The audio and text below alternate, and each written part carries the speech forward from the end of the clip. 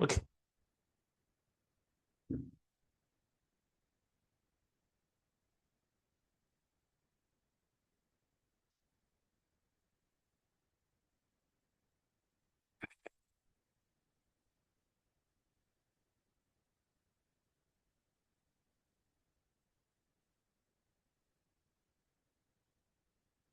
Right பிள்ளைகள்,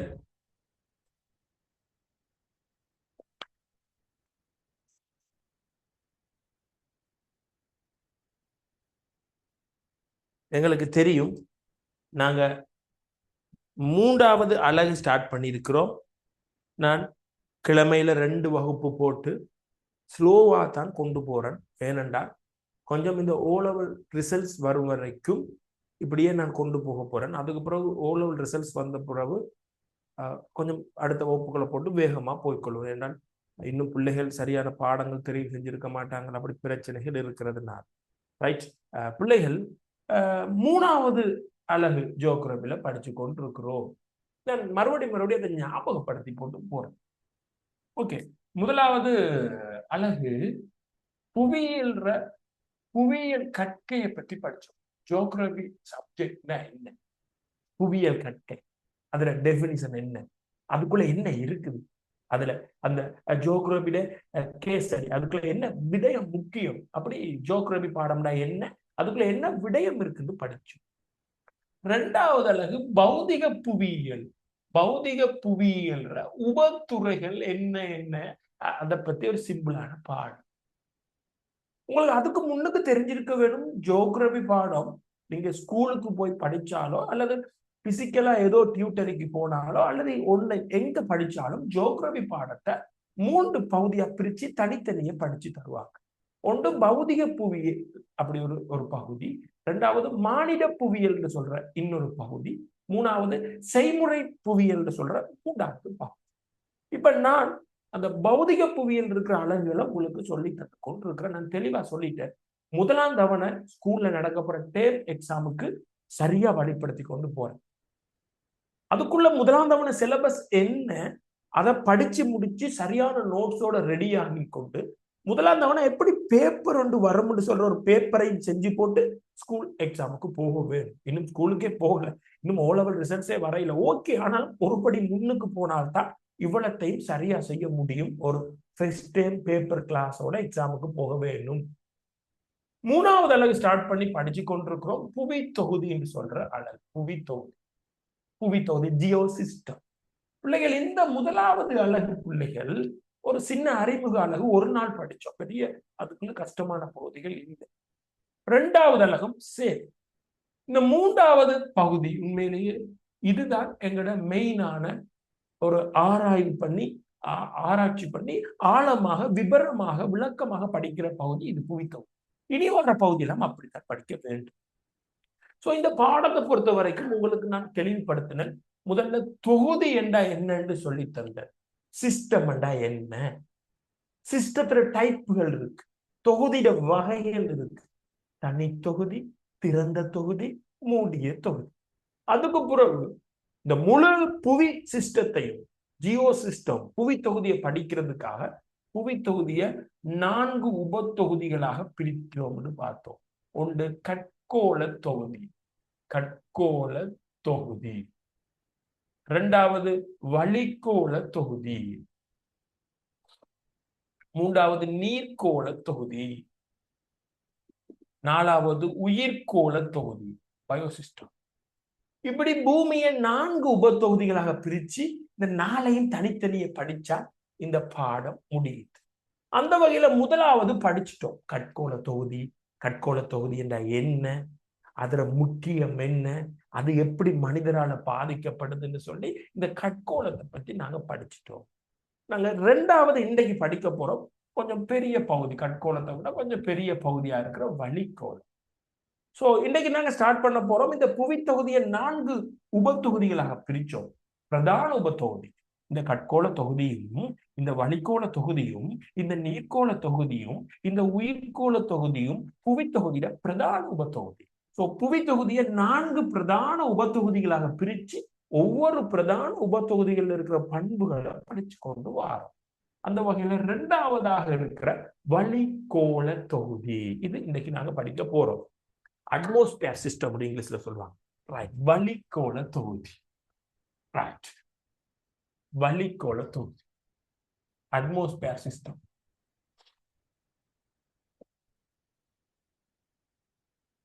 okay, வளிக்கோள தொகுதி. Right, ஒரு தெளிவாக அறிஞ்சு கொள்ளுவோம். வளிக்கோள தொகுதியில் இருக்கிற பண்புகளை படிக்கிறதுக்கு முன்னுக்கு வளிக்கோள தொகுதி என்ன சொல்ற ஒரு ஒரு தெளிவை முதல்ல பெற்றுக்கொள்ள வேணும். வளிக்கோள தொகுதி என்ன? 2023 ஆண்டு பரீட்சையில கேட்டிருந்தாங்க. 2023 ஃபைனல் எக்ஸாம்ல கேட்டிருந்தாங்க. அது என்னடா வளிக்கோள தொகுதி? பரீட்சையில அப்படி கேட்க மாட்டாங்க. வளிக்கோள தொகுதி என்பதனால் கருதப்படுவது யாது? வளிக்கோள தொகுதி என்ன? அப்படி ஒரு விஷயத்தை விளங்கி போட்டு அதுக்குள்ள இருக்கிற பண்புக்கு போக வேணும். நல்லா கவனிச்சு கொள்ளுங்க. இந்த பூமி இருக்குது, புவி தொகுதி. இப்படி நான் காட்டுறேன், இது எங்கட பூமின்னு வைப்போம். ரைட், இப்ப இப்படி இருக்கு. நாம புவியில மேற்பரப்புல இருக்கிறோம். இப்படி இருக்கிறோம். நாம வடிவா சுவாசிக்கிறோம். எதுவும் சுவாசிக்கிறதுக்கு சிலிண்டர் ஊடாக பயர் எடுத்து மூக்குல வச்சு சுவாசிக்கல. அது மூச்சு திணறல் உள்ளாக ஹாஸ்பிட்டல்ல கொடுக்குறது. அதே மாதிரி நாங்க எப்பயும் இருக்கிறது இல்லை. ஆனால் எந்த மனுஷனும் ஒரு புவியிட மேற்பரப்புல இருந்து கொஞ்ச தூரத்துக்கு பிறகு அவர் போனாருன்னு சொன்னா அவரு ஹாஸ்பிட்டல்ல இருக்கிற மாதிரி சிலிண்டரும் இதோட தான் போகணும், சுவாசத்தோட, ஆக்சிஜனோட. என்ன? சோ ஆக்சிஜன் புவியில மேற்பரப்புல இருந்து ஒரு லிமிட்டுக்கு அங்கால இல்லை, வழி இல்லை. ஆக்சிஜனோ இன்னும் கார்பன் டை ஆக்சைடு சில வழிகள் இல்லை. சோ எங்களுக்கு தெரிய வேணும், நல்லா கவனிக்க வேணும். இந்த புவியில மேற்பரப்புல இருந்ததா எவ்வளவு தூரம் வரைக்கும் அந்த வளிமண்டலம் இருக்கு? 10,000 கிலோமீட்டர் சொல்றாங்க. 10,000 கிலோமீட்டர். நான் கொஞ்சம் பெருசா கீழ சில விஷயத்தை நோட் பண்றக்கா. புவியுடைய மேற்பரப்பில் இருந்து 10,000 கிலோமீட்டர் உசரம் வரைக்கும் வளிமண்டலம். நம்மட பூமி இவ்வளவு. நீங்க நாம நினைச்சிடக்கூடாது பூமின்னு சொல்றது தரையோட முடிஞ்சு. நோ, வீட்டுக்கு வேலி அடைச்சிருக்கிற மாதிரி நமக்கு வேலி இந்த வளிக்கோள இல்லை. இதுக்கு பிறகு ஒரு ஆள் இதுக்கு வெளியே ஒரு ஆள் போயிட்டாருன்னு சொன்னார், அவர் புவி தொகுதியை விட்டே போயிட்டார். இதுக்குள்ள இருக்கு வரைக்கும் அவர் புவி தொகுதிக்குள்ளான் இருக்கிறார். இந்த லிமிட் 10,000 தாண்டி ஒரு ஆள் போயிட்டாருன்னா அவர் புவி தொகுதியை விட்டு போயிட்டார், வேற பிளான்ட்டுக்கு போயிட்டார். சோ புவி தொகுதியில எல்லை வளிக்கோளத்துல எல்லை தான். அது புவியிட மேற்பரப்புல இருந்து 10,000 வரைக்கும் இருக்கு. புவியிட மேற்பரப்புல இருந்து 10,000 கிலோமீட்டர் வரைக்கும் வளிமண்டலம் இருக்கு. 10,000 இந்த நம்பர்ஸ் வரும்போது நான் திரும்ப திரும்ப கதைக்கிறது கொஞ்சம் பாடமா போகட்டுமே. ஸோ 10,000 கிலோமீட்டர் புவியிட மேற்பரப்புல இருந்து 10,000 கிலோமீட்டர் வரைக்கும் வளிமண்டலம் இருக்கிறார். உங்களுக்கு தெரிய வேணும், இதுக்குள்ள இருக்கிற சமாச்சாரம் கண்ணுக்கு தெரியாது. சூரியன் இங்க இல்லையா, அதெல்லாம் அங்க. அதில் உசரத்தை பத்தி தூரத்தை பத்தி கதைக்கிற தேவையில்லை. கண்ணுக்கு தெரியாது. உண்மையிலே இந்த பகுதி கண்ணுக்கு தெரியாது. மேகங்கள் தெரியும், ஆனா இந்த வளிக்கோளம் கண்ணுக்கு தெரியாது. கண்களுக்கு புலப்பட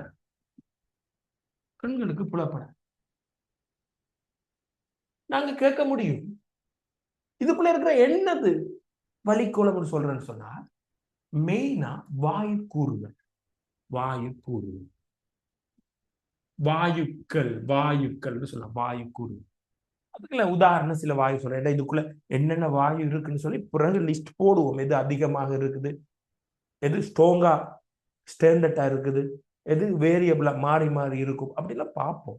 ஸோ இந்த வாயுக்கள் தெரிஞ்ச 2-3 உதாரணம் உங்களுக்கு சொல்றேன்.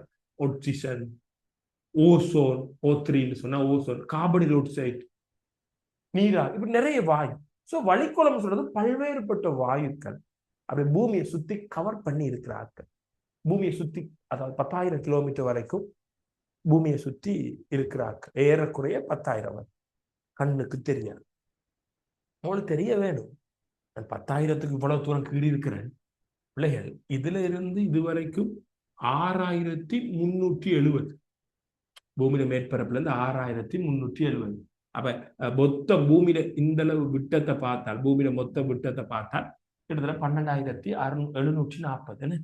இதுல இருந்து வரைக்கும் 12,740. அப்ப பூமியில இருந்து விட்டத்தை விட இது குறை. இதுல இருந்து இது வரைக்கும் 12,740. 12,740 இதுல இருந்து இது வரைக்கும். அப்ப 10,000 சொன்னால் இந்த தடிப்போட கொஞ்சம் குறையும். என்ன, பூமியில தடிப்போட கொஞ்சம் குறையும். அது விலங்க சும்மா கீறிகள் பெருசா 10,000. ஓகே. பல்வேறுபட்ட வாயுக்களால்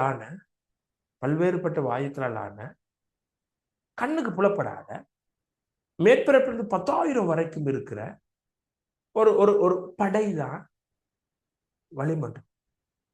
இது பூமியோட ஃபிட் பண்ணப்பட்டிருக்கு. காரணம் புவியீர்ப்பு விசை. பூமி உங்களுக்கு தெரியணும் பிள்ளைகள், பூமி சில தேவையற்ற இலக்கத்தை கதைக்கல. அதாவது பூமியோட சுழற்சி வேகம், பூமி பம்பர மாதிரி சுத்தி கொண்டிருக்கும். பம்பரத்தை பார்த்தீங்கன்னா இப்படியே சுத்தி கொண்டு இருக்காது, ஃபேன் மாதிரி இப்படியே சுத்தி கொண்டு அங்க இங்க அலையும் பம்பரம். சூரியன் இருக்குது, பூமி தானே தன்னை சுத்தி கொண்டு சூரியனையும் சுத்துது. ஸோ அது ஸ்பீட். தன்னையும் சுத்தி கொண்டு இப்படி சூரியனையும் சுத்தி கொண்டு வருது. ரெண்டு தானும் இப்படி சுத்தி சூரியனையும் சுத்தி கொண்டு வர பயங்கர அசைவு ஒன்று இருக்கு. தானும் அசைஞ்சு கொண்டு ஃபுல்லா சூரியனையும் சுத்துறான். ஆனாலும் இந்த வழி சுத்தி இருக்கிற வழி பூமியை விட்டு போகல. பூமி போற வேகத்துக்கு அவரை கவர் பண்ணிக்கொண்டு அவரோடைய போகுது. வழி பூமியை சுத்தி கவர் பண்ணிக்கொண்டு போகுது. ஏன் பூமி இப்படி போகும்போது வளிக்குளம் அப்படி நிக்க வேணும். பூமியை சுத்தி வளிக்குளம் கவர் பண்ணி இருக்கு, மெல்லிய லேயர் மாதிரி கவர் பண்ணி இருக்கு. ஸோ பூமி அசையும் போது அந்த கவர் பண்ணியிருக்க லேயருக்குல இருந்து பூமி இப்படி போக வேணும். ஆனா பூமி வளிக்குளத்தை விட்டு பூமி போகல. அதாவது பூமியோட வளிக்குளம் ஃபிட் பண்ணியிருக்கு. அவர் அசையும் போது வளிக்குளம் சேர்ந்து அசையுது. ஏனென்றால் புவியீர்ப்பு சக்தி அந்த வளிக்குளத்தை அப்படி இழுத்து வச்சிருக்கு. ஸோ புவியீர்ப்பு விசை காரணமாகத்தான் இவர் அசையாம பூமியோட ஃபிட் பண்ணப்பட்டிருக்கிறார். புவியீர்ப்பு விசை தான் இவரை இழுத்து வச்சு கொண்டிருக்கிறார். புவியீர்ப்பு சக்தின்னு சொல்றது, விசை சக்தி ரெண்டும் ஒன்று தான். புவியீர்ப்பு சக்தின்னு சொல்றது, விசைன்னு சொன்னாலும் சரி. ரைட். இப்ப இதுக்குள்ள இருக்கிற ஒரு பாயிண்ட்ஸ், இதுக்குள்ள எழுதப்பட்டிருக்கிற இந்த பாயிண்ட்ஸுகள் விஷயங்களை வச்சு கொண்டுதான் நாம வளிக்குளம்ட என்னன்னு விளங்கி கொள்ள வேணும். யாரும் ஒருவர் வளிக்குளம்ட என்னன்னு எழுதித்தாண்டு எக்ஸாம் பேப்பர்ல பரீட்சை திணைக்களை கேட்டாலோ யாரு கேட்டாலோ யாருக்கும் சொல்ல வேணும்னாலும் இதுக்குள்ள இருக்கிற தகவலை வச்சுக்கொண்டு இப்படி இப்படி இப்படி தகவல், இந்த சொன்ன தகவல், தெரிஞ்ச தகவல், இந்த டேட்டாவை தொகுத்து போட்டு இதுதான் சொன்னா தான் சரி. வளிக்குளம் ஒரு திறந்த தொகுதி, நல்லா தெரியணும். தனித்தொகுதி, திறந்த தொகுதி, மூடிய தொகுதி.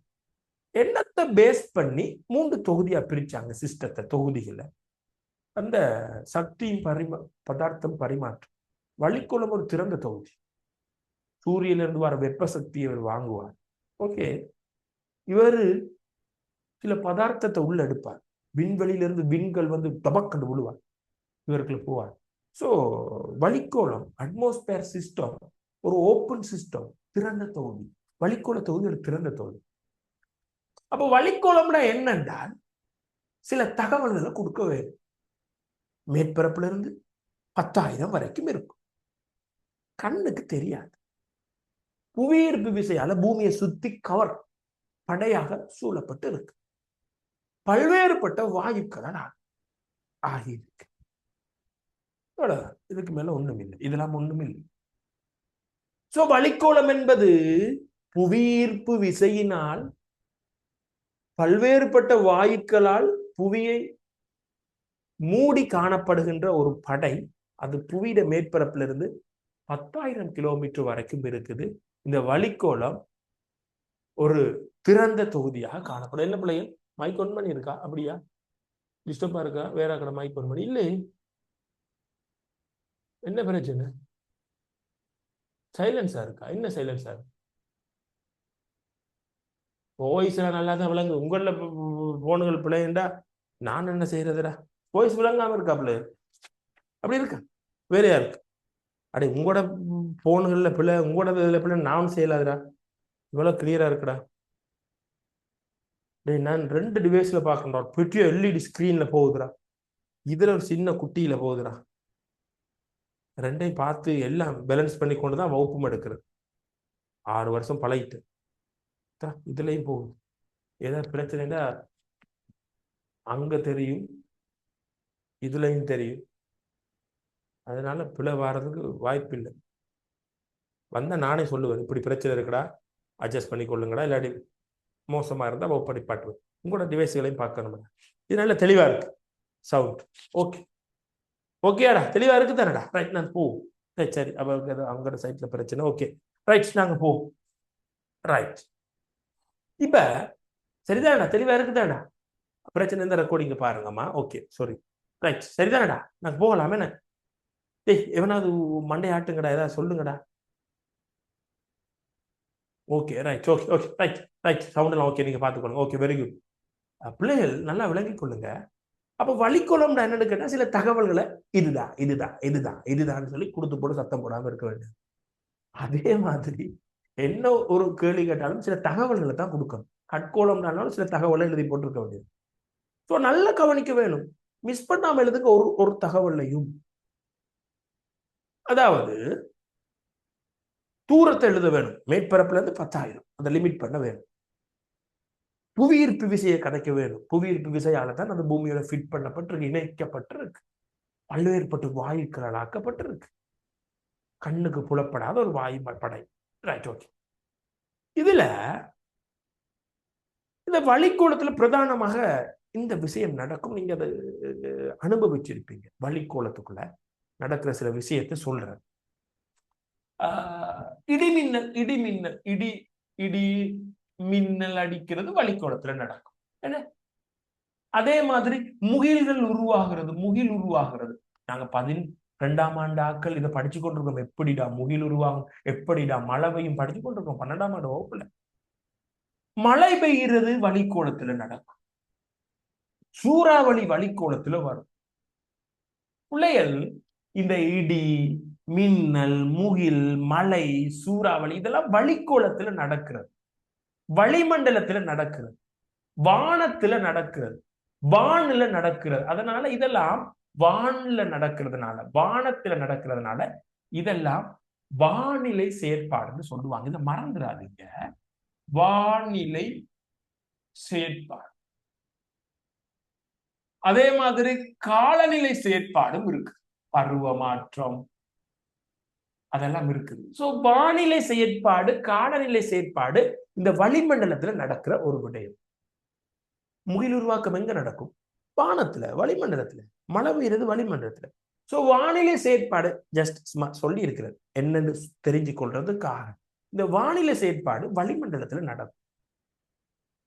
இந்த இடத்துல முகில்ற உருவாக்கம் இல்லை. இந்த இடத்துல இருந்து மழை பூமிக்கு இப்படி வாரது இல்லை. வானிலை செயற்பாடு வளிமண்டலம் வரையறுத்து வச்சிருக்கிறாங்க. புவியிட மேற்பரப்புல இருந்து 10,000 வரைக்கும். ஆனால் வானிலை செயற்பாடு எவ்வளவு தூரம் நடக்குதுன்னு சொன்னா, இங்கெல்லாம் ஒருபோதும் மழை பெய்யாது. ஜஸ்ட் வானிலை செயற்பாடு எங்க நடக்குதுன்னு காட்டுறேன்னு கொஞ்சம் பாருங்க. இதை கொஞ்சம் பாருங்க. ரைட்,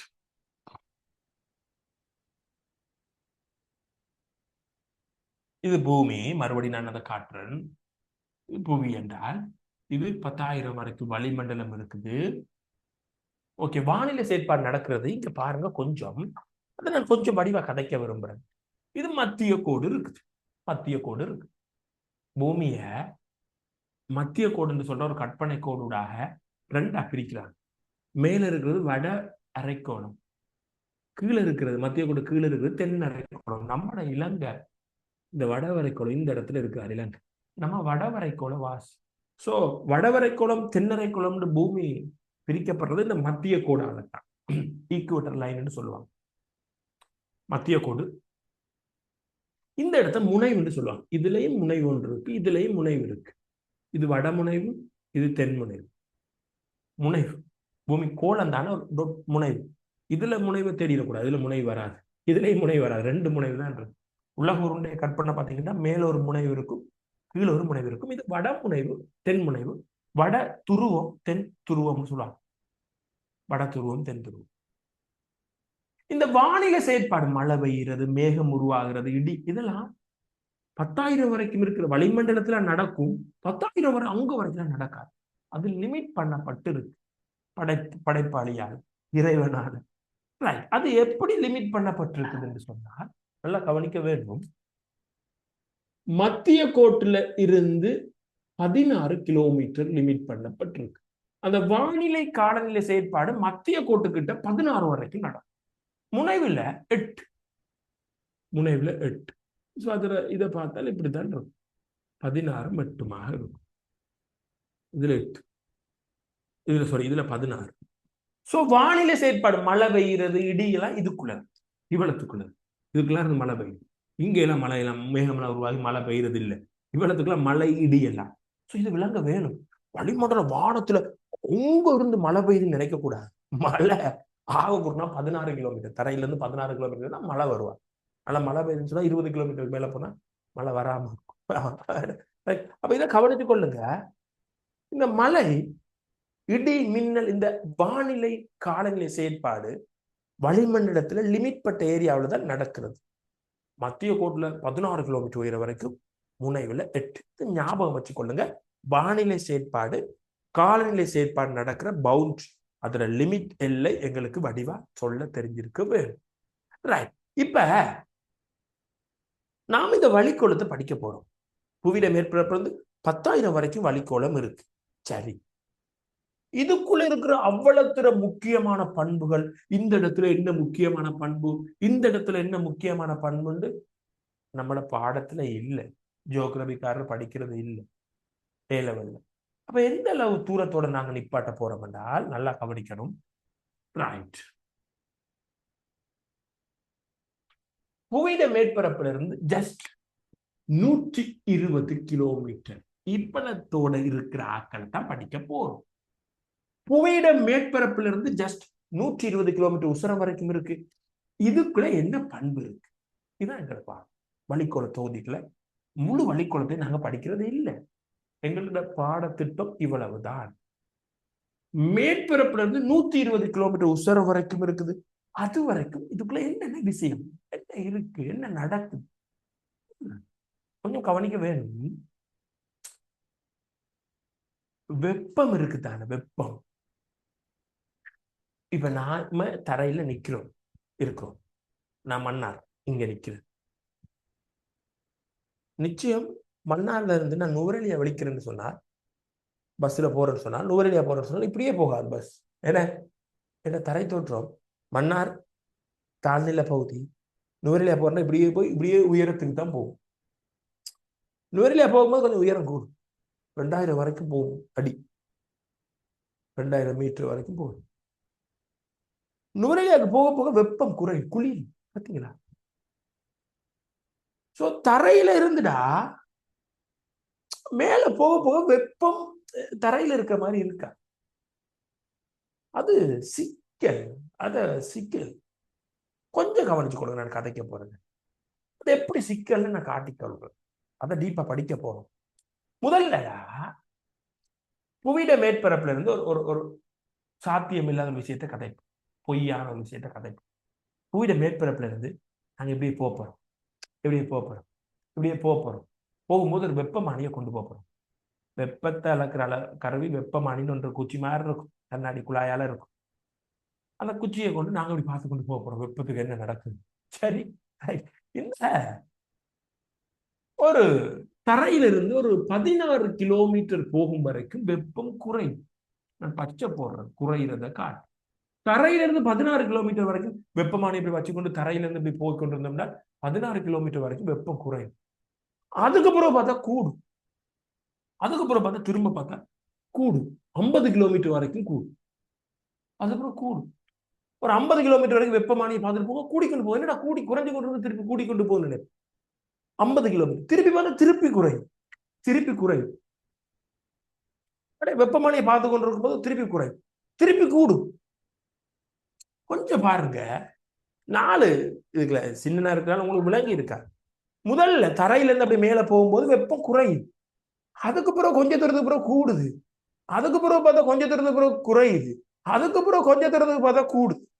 இந்த 120 கிலோமீட்டருக்குள்ள அதுக்கு மேல பார்க்கல 4 விஷயம் நடக்குது. ஒரு இடத்துல தரையிலிருந்து குறைஞ்சிட்டு போகுது, திரும்ப வெப்பம் கூடிக்கொண்டு போகுது, திரும்ப வெப்பம் குறைஞ்சு கொண்டு போகுது, திரும்ப வெப்பம் கூடிக்கொண்டு போகுது.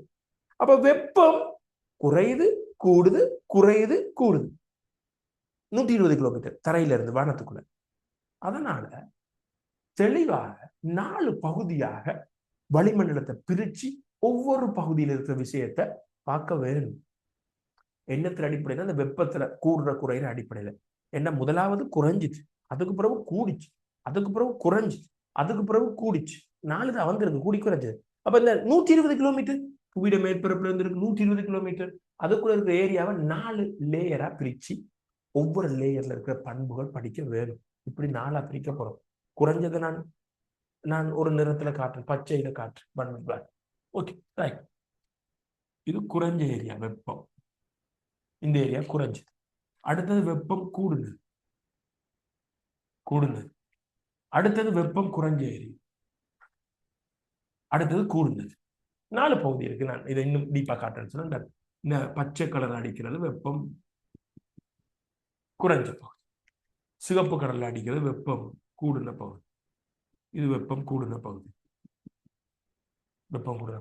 அடுத்த பச்சை கடல்ல திரும்ப காட்டுறது வெப்பம் குறைஞ்ச பகுதி, குறைகின்ற பகுதி. மேல போக போக வெப்பம் குறைஞ்சு கொண்டு போகும், வெப்பநிலை குறைஞ்சு கொண்டு போகும். அடுத்த வெப்பம் கூடுன பகுதி. இந்த 120 கிலோமீட்டர் தான் பார்க்க. வெப்பநிலை அடிப்படையில் 4ஆ பிரிச்சாச்சு. வெப்பம் குறைஞ்சு கொண்டு போற பகுதி, கூடிக்கொண்டு போற பகுதி, குறைஞ்சு கொண்டு போற பகுதி, கூடிக்கொண்டு போற பகுதி. சரி, இதை நான் கொஞ்சம் இன்னொரு இலகுவான ஒரு வரைபடம் கீறி உங்களுக்கு நான் அதை இன்னும் கொஞ்சம் இலகுவா சொல்ல போறேன். Okay, right. இப்ப உங்களுக்கு புரியும் நான் சொல்ல போற விஷயம். ரைட். இதுல நாங்க முதல்ல புவியிட மேற்பரப்ப கீறுது.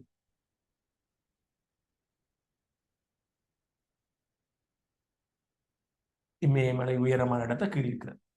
நாங்க ஒரு மரம் ஒன்று கீறுவோம். எப்பயுமே எனக்கு ஒரு மரங்கிறது பழக்கம். இந்த மேற்பரப்பை உங்களோட கண்ணுக்கு கொண்டு வர்றதுக்காக ஒரு மரம் கீறுறது. ரைட். ஆலமரமா? சரி, ஓகே. இது சீ லெவல், கடல் மட்டம்.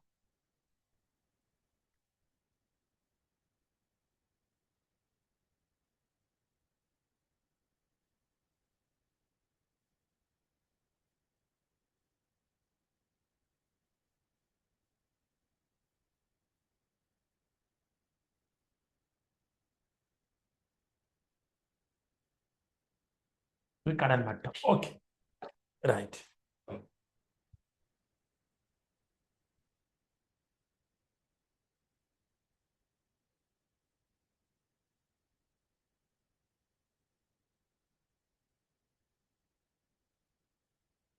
Okay, right.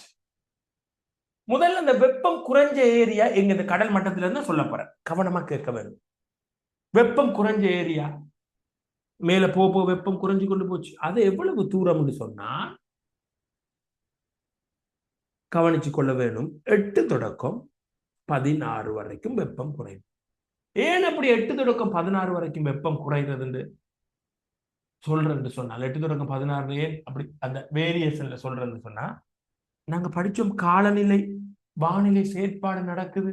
முனைவுல 8 கிலோமீட்டர் உசரம், மத்திய கோட்டுல 16 கிலோமீட்டர் உசரம். அதான் இங்க போடப்பட்டது. ஸோ இந்த இடத்துல நாங்க ஒரு போர்டரை போட போறோம். ரைட். இந்த இடத்துல அடுத்தது 50 கிலோமீட்டர் வரைக்கும் ஒரு பவுன். இந்த இடத்துல கடல் மட்டத்தில இருந்து 50 கிலோமீட்டர் உசரம் வரைக்கும் இருக்கிற ஒரு ஏரியா. ரைட். அடுத்தது 80 கிலோமீட்டர், இது வரைக்கும் ஒரு ஏரியா. அடுத்த கடைசி 120 வரைக்கும் தான் நாங்க படிக்க போறோம். 120 வரைக்கும். உங்களுக்கு தெரிஞ்சிருக்கா, ஞாபகம் இருக்கான்னு பாருங்க. நான் ஏற்கனவே சொன்னதை சொல்றேன், ஞாபகம் இருக்கான்னு பாருங்க. இந்த கடல் மட்டத்திலிருந்து மேல போக புவி மேற்பரப்புல இருந்து மேல போக முதல்ல வெப்பம் குறைஞ்சதுன்னு சொன்ன ஞாபகம் இருக்க வேணும். இப்ப கதைச்சோம். அதுக்கு பிறகு கூடுனதுன்னு கதைச்சோம், படிச்சோம். அதுக்கு பிறகு மறுபடி குறைஞ்சதுன்னு படிச்சோம். அதுக்கு பிறகு மறுபடி கூடிச்சுன்னு படிச்சோம். 4 விஷயம் நடக்கும். இதுக்கு மேல இருக்கிற விஷயம் நாங்க படிக்க தேவையில்லை. ஏன்னா எங்களுக்கு 120 கிலோமீட்டர் வரைக்கும் தான். இது ஞாபகம் இருக்கு தானே? 4 நடந்த தரையில இருந்து 120 கிலோமீட்டர் உள்ள பகுதியான படிக்கிறோம். முதல்ல வெப்பம் குறைஞ்சது, பிறகு கூடுனது, பிறகு குறைஞ்சது, பிறகு கூடுனது படிச்சோம். சோ இந்த வெப்பத்திர மாற்றத்தின் அடிப்படையில 4 பிரிச்சு வச்சிருக்கிறான். ஒவ்வொரு பகுதிக்கும் பேர் வைக்கிறான். முதல்ல தரையிலிருந்து மேல போக போக 16 கிலோமீட்டர் ஆக ஹை இந்த இடம் வரைக்கும். அதுக்கு பிறகு 50 கிலோமீட்டர் வரைக்கும் வெப்பம் கூடுது, குறையுது, 80 வரைக்கும் குறையுது, அப்புறம் 80ல இருந்து 120 வரைக்கும் மறுபடி கூடும். தெளிவா தெரிஞ்சிருக்க வேண்டும். இந்த பகுதியை சொல்லுவாங்க, அந்த 16 கிலோமீட்டர் வரைக்கும் உயரம் இருக்கிற அந்த கீழே நம்ம பூமியோட தொட்டு கொண்டிருக்கிற பகுதியை சொல்லுவாங்க மாறன் மண்டலம். மாறன் மண்டலம் சொல்லுவாங்க. மாறன் மண்டலம் ட்ரோபோஸ்பியர் சொல்றது ஆங்கிலத்தில். இரண்டாவது படை மண்டலம். படை மண்டலம் சட்டிஸ்பயர் சொல்றது. அது பிறகு இடை மண்டலம். அதுக்கு பிறகு வெப்ப மண்டலம். நான் ஒரு கேள்வி கேட்கிறேன். சில டைம்ல நீங்க பிள்ளைகள் இப்பதான் ஓ லெவல் எடுத்துட்டு அட்வான்ஸ் லெவலுக்கு வந்து இன்னும் உட்கார இல்லை, அட்வான்ஸ் லெவலுக்கு நீங்க வரையில. ரைட், நான் சில கேள்வி கேட்கிறேன். அந்த கேள்விக்கு விட நீங்க டெக்ஸ்ட் பண்ண வேணாம். அதுல விட உங்களுக்கு சொல்ல தெரிஞ்சிருக்குன்னு சொன்னால் என்னையே ஃபாலோ பண்ணி கொண்டு நீங்க வாரீங்க சரியா. அழுது கஷ்டப்படுறீங்கன்னு சொன்னால் நீங்க இன்னொரு டீச்சரை வடிவா தேட வேணும். 2028 2027 26 அப்படி தேட முடியாது. ஏன்னா நான் தான் உங்களுக்கு வேற இல்லை, இனி போக முடியாது. 2028 நான் சில சிம்பிள் கொஸ்டின் கேட்கு. இந்த சிம்பிள் கொஸ்டின் உங்களால சரியா சொல்ல முடியலாட்டி என்ற டீச்சிங் உங்களுக்கு சரியா இருக்காது. நீங்க இன்னொரு டீச்சர் பார்க்க வேணும். சரி, ஓகே. உங்களுக்கு தெரிய வேணும். நான் இன்னைக்கு டீச் பண்ணதுல உங்களுக்கு இந்த கேள்விக்கு கொஞ்சமாவது ஆன்சர் பண்ண தெரிஞ்சிருக்கான்னு பாருங்க. நல்ல துல்லியமா சொல்ல தெரிஞ்சிருந்தா ஓகே. முதலாவது உங்களுக்கு தெரிஞ்சிருக்க முடியுதான்னு பாருங்க. வழிக்கோளம்டா என்னன்னு கேள்வி ஒன்று உங்கள்கிட்ட கேட்டா ஒரு 3 பாயிண்ட்ஸ் ஆவது போட்டு என்னன்னு சொல்ல தெரியுமான்னு பாருங்க. பதில் எனக்கு சொல்ல வேணாம். இப்ப எல்லாரும் அதுல உசரம் சம்பந்தமா கதைக்கலாம், பல்வேறு வாயுக்கள் இருக்குன்னு கதைக்கலாம், கண்களுக்கு தெரியாதுன்னு கதைக்கலாம், புவியீர்ப்பு விசையால ஃபிட் பண்ணப்பட்டிருக்கு பூமியோட கதைக்கலாம். இதெல்லாம் கதைக்க தெரிய வேணும். ரெண்டாவது 10,000 கிலோமீட்டர் வரைக்கும் இருக்கும். என்ன உங்களுக்கு தெரியுமா? 10,000 கிலோமீட்டர் வரைக்கும் லிமிட் பண்ணு நானும் வளிமண்டலம் இருக்குண்டு. நாம படிக்க வேண்டியது புவி மேற்பரப்புல எத்தனை கிலோமீட்டர் உயரம் வரைக்கும் இருக்கிற பகுதின்னு தெரியுமோ? ஓகே, விட சொல்ல தெரியுமா? யாருக்காவது விட சொல்ல தெரியுமா? 2028 அத சொல்ல இயலுமா? எவ்வளவு தூரம்? 10,000 வரைக்கும் இருக்குது. எங்கட பாடம் அது இல்லை. மேற்பரப்புல இருந்து எவ்வளவு தூரம் படிக்க வேணும்? நான் ஒரு நாள் பிரேக் பண்ணி இப்படி கேள்வி கேட்கல, உங்களை சுதாரிக்கிறதுக்கு கேட்கிறேன். இந்த பழைய எங்கிட்ட வகுப்புக்கு வர ஆக்கள் நீங்க பதில் போட வேணாம். 2026 நீங்க பதில் போட வேணாம்டா. புதுசா வந்திருக்கிறவனுக்கு தாண்டா கேட்கு. 2026 27 நீங்க கதைக்க வேணாமடா. நீங்கெல்லாம் கிளட் ஆக்கள்றா. இந்த வகுப்புல 2ஆம் முறை வந்து படிக்கிறீங்கடா. நீங்க கதைக்க கூடாதுடா. 120. சரி, இப்ப நான் சொல்லுற உசரம் வரைக்கும் வெப்பநிலைக்கு என்ன நடக்கும்னு உங்களால சொல்ல இயலுமான்னு பாருங்க. தரையிலிருந்து 16 கிலோமீட்டர் வரைக்கும் மேல போக போக வெப்பநிலையில மாற்றம் குறையும் என்றது உங்களுக்கு ஞாபகம் இருக்குதா? முதல்ல குறையுது, கூடுது, குறையுது, கூடுது. Okay, right right. இங்க பாருங்க பிள்ளைகள், ஒருத்தன் 50,000 போடுறான். Right, okay. அவர் சும்மா போட்டு பார்க்கிறார். இன்னொரு கொஞ்ச நாளைக்கு தான் அதெல்லாம். அது பிற ஒரு வகுப்போட ஒழுங்குலாம் நடக்கும். ஓகே, இங்க பாருங்க பிள்ளைகள், நான் கேட்கிறேன். இப்ப இந்த மாறான் மண்டலம் இருக்கு தானே, வளிமண்டலத்தை நாங்க ஆகக்கூட 120 கிலோமீட்டர் இருக்கிற பகுதி வரைக்கும் தானே படிக்க போறோம். அதை 4ஆ பிரிச்சாச்சு. வெப்பம் கூடுறது குறைறது அடிப்படையில 4ஆ பிரிச்சாச்சு. இப்ப நான் கேட்கிறேன், இந்த மாறன் மண்டலம் அதை பத்திய 2 பாயிண்ட்ஸ் உங்களுக்கு தெரிஞ்சிருக்க வேண்டும். ஒன்று, கடல் மட்டத்திலிருந்து மாறன் மண்டலம் எவ்வளவு உயரம்? 8 தொடக்கம் 16. படைமண்டலத்துல உயரம் கடல் மட்டத்துல இருந்து 50, இடைமண்டலம் 80, வெப்ப மண்டலம் 120. இன்னொரு விஷயமும் இந்த 4 படைகள்ல தெரிஞ்சிருக்க வேண்டும். மாறான் மண்டலத்துல மேல போக போக போக வெப்பமானியை கொண்டு போய் பார்த்தால் வெப்பநிலை என்ன செய்யும்? வீழ்ச்சி அடையும். படைமண்டலத்தில் என்ன செய்யும்? கூடும். இடைமண்டலத்தில் என்ன செய்யும்? வீழ்ச்சி அடையும். வெப்பமண்டலத்தில் என்ன செய்யும்? மறுபடி கூடும். அப்போ ஒவ்வொரு மண்டலத்துல 2 பண்புகள் எங்களுக்கு தெரியும். இந்த இதுல இருக்கிற ஒவ்வொரு மண்டலத்திலையும் 2 பண்புகள் எங்களுக்கு தெரியும். சரி, உதாரணமாக நான் கேட்கிறேன், வெப்பமண்டலத்துல இருக்கிற 2 பண்பு சொல்லுங்கன்னு சொன்னா கடல் மட்டத்தில இருந்து 120 வரைக்கும் இருக்கும். சரி, வெப்பநிலை மேல போக போக கூடிக்கொண்டு போகும். 2. இப்ப படைமண்டலத்துல 2 பண்பு சொல்லுங்கன்னு சொன்னா 50 வரைக்கும் இருக்கும், கிலோமீட்டர் வரைக்கும். இங்க இருந்து 50, கடல் மட்டத்தில இருந்து 50 வரைக்கும் இருக்கும். இன்னொரு பண்பு, மேல இந்த இடத்துல இந்த போர்டர்ல இருந்து மேல போக போக போக வெப்பநிலை கூடிக்கொண்டு போகும். இன்னொரு விடயம் சேர்க்க போறேன். இதெல்லாம் ஒவ்வொரு படைகள்ல 4 படையா பிரிக்கப்பட்டிருக்கு வளிமண்டலம். ஒவ்வொரு படையிலையும் 2 பாயிண்ட்ஸ் எங்களுக்கு தெரியும், 2 பண்பு தெரியும். இன்னொரு விடயம் சேர்க்க போறேன். இதுல இருந்து இது வரைக்கும் தான் மாறன் மண்டலம். இந்த மாறன் மண்டலத்துல இந்த எல்லையை சொல்லுவாங்க. இந்த எல்லையை மாறன் மண்டலத்துல மேல் பகுதியை சொல்லுவாங்க மாறன் தரிப்பெல்லை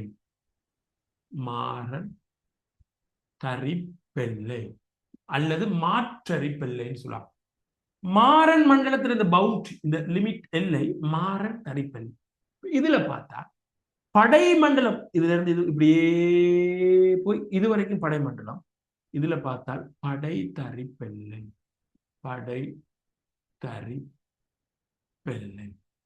இது வரைக்கும் பார்த்தா இதுல இருந்து அப்படியே மேல போய் இது வரைக்கும் பார்த்தா இடைத்தரிப்பெல்லை.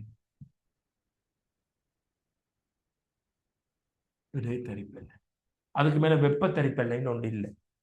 மாறன் தரிப்பெல்லை, படை தரிப்பெல்லை, இடைத்தரிப்பெல்லை. இப்ப வெப்பநிலை கூடுற சம்பந்தமா கதைப்போம். இப்போ உதாரணம், இடைமண்டலத்தை பத்தி கதைப்போம். வெப்பநிலை என்ன செய்ய முடியும்? அப்ப எப்படி கதைக்கணும்டா, படை தரிப்பெல்லையிலிருந்து மேலே செல்ல செல்ல இப்ப நம்ம கதைக்கிற இடம் கிடைச்சிட்டு, படை தரிப்பெல்லையிலிருந்து மேலே செல்ல செல்ல வெப்பநிலை குறைவடையும், வீழ்ச்சி அடையும். சரி, இங்க பார்க்க வேண்டும். இப்ப இதுல இது வடிவா பாருங்க. இந்த தரையிலிருந்து முதலாவது மாறன் மண்டலத்துல மட்டும் பாருங்க. இந்த இதுல இருந்து 16 கிலோமீட்டர் உயரம் வரைக்கும் இருக்கிற மாறன் மண்டலத்துல எங்களுக்கு தெரியும், இந்த இடத்துல இருந்து நம்ம வெப்பமானியை கொண்டு இப்படி மேல போய்கொண்டிருந்தோம்னா வெப்பம் குறைஞ்சு கொண்டு போகும் தெரியும். மாறன் மண்டலத்துல மேல போக போக வெப்பம் குறையும். இதுல இருக்கு மாறன் மண்டலத்துல போக போக மேல போக போக வெப்பம் குறையும். பிள்ளைகள் அது ஒரு ஒழுங்குல குறையும். எப்படி ஒழுங்குன்னு சொன்னா, மேற்பரப்புல இருந்து 100 மீட்டர் உயரத்துக்கு போயிட்டோம்னு சொல்லி வெப்பமானியை வச்சிருக்கிறோம். தரையிலிருந்து சரியா 100 மீட்டருக்கு போயிட்டு வெப்பமானியை பார்த்தா 0.64 செல்சியஸ் வெப்பம் குறையுமா? 0.64 பாகை செல்சியஸ் வெப்பம் குறையும்.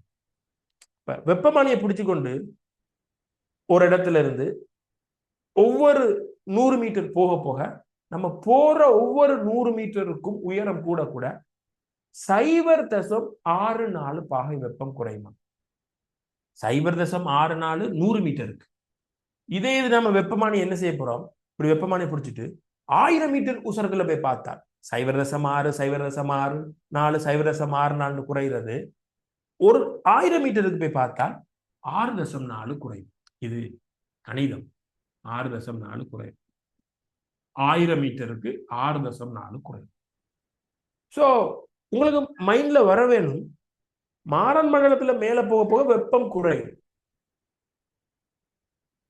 அதுக்குள்ள இன்னும் ஒரு சூப்பர், 100 மீட்டர் 100 மீட்டர் 100 மீட்டர் அப்படி போக போக ஒவ்வொரு 100 மீட்டர் உயரம் போக போகவும் 0.64 வெப்பம் வீழ்ச்சி அடையும். இந்த விஷயத்தை, எந்த விஷயம், ஒவ்வொரு 100 மீட்டர் போக போக 0.64 வெப்பம் வீழ்ச்சி அடையுது. இந்த ஸ்பெஷல் விஷயம் மாறன் மண்டலத்துல மட்டும்தான் இருக்கு. இதை சொல்லுவாங்க வெப்ப நழுவு வீதம் அல்லது சூழல் நழுவு வீதம்னு சொல்லுவாங்க. வெப்ப நழுவு வீதம். வெப்ப நழுவு வீதம் எந்த வளிமண்டல 4 வளிமண்டல படை இருக்கு. மாறான் மண்டலம், படைமண்டலம், இடைமண்டலம், வெப்ப மண்டலம்னு 4 வளிமண்டல படை இருக்கு.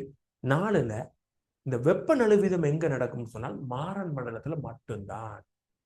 வெப்ப நழுவிதம் என்ன, ஒவ்வொரு 100 மீட்டருக்கும் 0.64 சொல்ற அளவுல வெப்பம் குறைகிறது தான் வெப்ப நழுவு வீதம்.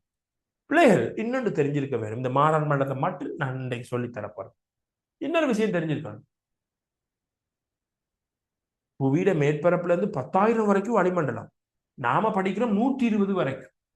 பூமி பல்வேறுபட்ட வாயுக்கள் சேர்ந்து இருக்கிறதா வளிமண்டலம் படிச்சோம். பல ஆக்சிஜன், கார்பன் டை ஆக்சைடு. அப்படி பூமியை சுத்தி இருக்கிற வளிமண்டலத்துல இருக்கிற ஃபுல்லா இருக்கிற வாயுக்கள்ல 96% வாயுக்கள் இங்கதான் இருக்கு. ஆக்சிஜன்ல 96க்கு மேல இங்கதான் இருக்கு. சோ இங்கால கொஞ்சம் தான் வாயு, ஆக்சிஜன்ல கொஞ்சம். சோ 6.4 1000 மீட்டருக்கு 6.4 சரிதானே? Okay okay. 96% வாயு இந்த இதுக்குள்ள இருக்கு. மாறன் மண்டலத்துல 96% வாயு இருக்கு. ரைட். இன்னொரு விஷயம், இந்த மாறன் மண்டலத்துல தான் வானிலை காலநிலை செயற்பாடு நடக்கும். வானிலை காலநிலை செயற்பாடு ஏற்கனவே சொல்லி தந்த முகில்கள் உருவாகிறது, மழை பெய்கிறது, இடி, மின்னல், சூறாவளி, இப்படியாப்பட்ட விஷயங்கள் இந்த மாறன் மண்டலத்துக்குலாம் நடக்கும். பார்த்தோம், முதல்ல லிமிட் பார்த்தோம். மத்திய கோட்டில் 16, முனைவுல 8 தான் இருக்காது. 8, 16. அப்ப மாறன் மண்டலத்துல தான் வானிலை காலநிலை செயற்பாடு நடக்கும். முகில்ற உருவாக்கமோ மழை பெய்யறதோ நடக்கும். இன்னும் ஒன்று, அதுக்கப்புறம் நீங்க சந்தேகம் இருந்தா கதைக்கலாம். உங்களுக்கு சரியா சொல்ல தெரிஞ்சிருக்குது. இப்ப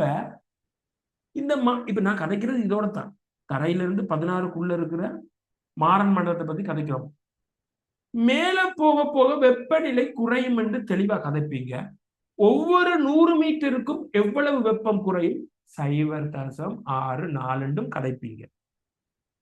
இன்னொரு கடைசி ஒரு விஷயத்தையும் ஆட் பண்றேன். பிரஷர், ஏர் பிரஷர், வளிமண்டல அமுக்கம் என்ன நடக்கும் கவனிக்க வேண்டும். கடல் மட்டத்திலிருந்து மேல போக போக அமுக்கமும் குறையும். அமுக்கத்தை பத்தியும் கதைப்போம். சிம்பிள். கடல் மட்டத்திலிருந்து மேல போக போக வெப்பம் குறையும், கடல் மட்டத்திலிருந்து மேல போக போக அமுக்கம் குறையும். நான் இதோட நிக்கிறேன், மாறன் மண்டலத்தை தாண்டி கதைக்க நிற்பேன். சோ மாறன் மண்டலம் 16 கிலோமீட்டர் உசரம் வரைக்கும் மேல போக போக வெப்பம் குறையும், மேல போக போக அமுக்கம் குறையும், மிக அதிகமாக அமுக்கம் குறையும். இப்ப இமயமலையோட உயரம் 8868 சொல்லுவாங்க. 8848. 8 8 4 8 வச்சா இமயமலைன்னு சொல்லுவாங்க. அது இருக்கட்டும். கடல் மட்டத்தில இருந்து இந்த மேல போக அமுக்கம் குறையும் தானே. எவ்வளவுக்கு வேகமா அமுக்கம் குறைந்து காட்டுறதுக்காக ஒரு அளவு ஒண்ணு போட்டிருக்காங்க. கொஞ்சம் பாருங்க. கடல் மட்டத்தில் அமுக்கத்தை அளக்கிறதுக்குடா மில்லி பார்னு சொல்ற ஸ்கேல் பயன்படுத்தாங்க. வெப்பத்தை அளக்கிறதுக்கு பாகை செல்சியஸ் பயன்படுத்துற மாதிரி அமுக்கத்தை அளக்கிறதுக்கு மில்லி பார் பயன்படுத்துவாங்க. கடல் மட்டத்தில் அமுக்கம் 1013 மில்லி பார்னு சொல்றாங்க. எம்பி, மில்லி பார். மேல போக போக அமுக்கம் குறையும் தானே. அதாவது ஒரு 7 கிலோமீட்டர் உசரத்துல தரையிலிருந்து 7 கிலோமீட்டர், 7 கிலோமீட்டர் சொன்னால் 7000 மீட்டர். 7000 மீட்டர் உசரத்துல அமுக்கம் 470 போயிருமா. அப்ப பாருங்க எவ்வளவு குறைஞ்சிட்டு. கடல் மட்டத்துல 1013 இருந்தது, 7000 மீட்டர்ல 470 போகும். ஓகே. சில நேரம் நிறைய தகவல்கள் வந்த மாதிரி இருக்கும், குழம்ப தேவையில்லை. அடுத்த வகுப்புல திரும்ப டக்குன்னு சொல்லி போட்டுதான் போவேன். அதனால உங்களால இன்னொருக்கா கிளியரா விளங்க கொள்ள முடியும். ஏதேனும் என்னோட கதைக்க வேண்டி இருக்குது என்றால் 2028 மாத்திரம் கதைங்க. 27 உங்களோட வகுப்புல கதைக்கலாமேடா. 28 என்னோட நீங்க கதைக்க வேண்டி இருக்குமெண்டா நான் ஒன் பண்றேன். உங்களோட மைக்கு கதைக்கலாம்.